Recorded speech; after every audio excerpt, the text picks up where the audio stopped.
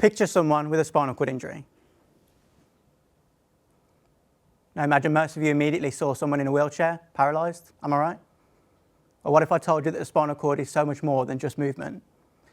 As part of my research, I found out that the spinal cord, people with spinal cord injury, suffer from a host of hidden impairments, things like bowel, bladder, sexual dysfunction, but also impaired blood pressure control. Now, people with spinal cord injury suffer with a low blood pressure because the brain cannot send signals down the spinal cord to tell those blood vessels in the lower body to squeeze and pump blood back up towards the heart to increase blood pressure. Now, the problem is that these individuals suffer with daily symptoms of fatigue, nausea, lightheadedness, memory and cognition problems, and over time, this leads to a 3 to 4 times greater risk of stroke, cardiovascular disease, but also dying at an earlier age than the general population. One thing that we do know should offset this risk is exercise, but this too is impaired following spinal cord injury, with a low blood pressure, low heart rate, and a lack of oxygen getting to working muscles to provide those all-important health benefits. Now, as part of my PhD, I've tried to find the solution with this exciting, non-invasive strategy that utilises sticky stimulation electrodes on the skin surface. Now, this technique delivers bursts of electricity through the skin to the spinal cord to stimulate those blood vessels again in the lower body, pump blood back up towards the heart, and increase blood pressure.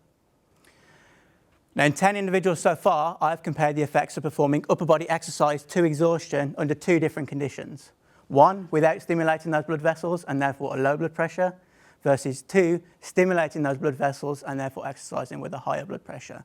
And amazingly, I found that the participants exercising with a higher blood pressure could go for a whole 20 minutes longer. They also found it less difficult and enjoyed it a lot more than exercising without stimulation.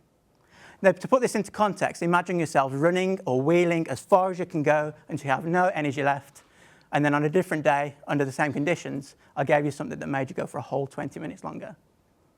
Now, my research has the life-changing potential to support those in the hospital setting going through inpatient rehabilitation, also assisting those at home who simply tire too easily going outside for a wheel, but potentially also disabled athletes who'd benefit from a training strategy to enhance their performance during competitions such as the Paralympics.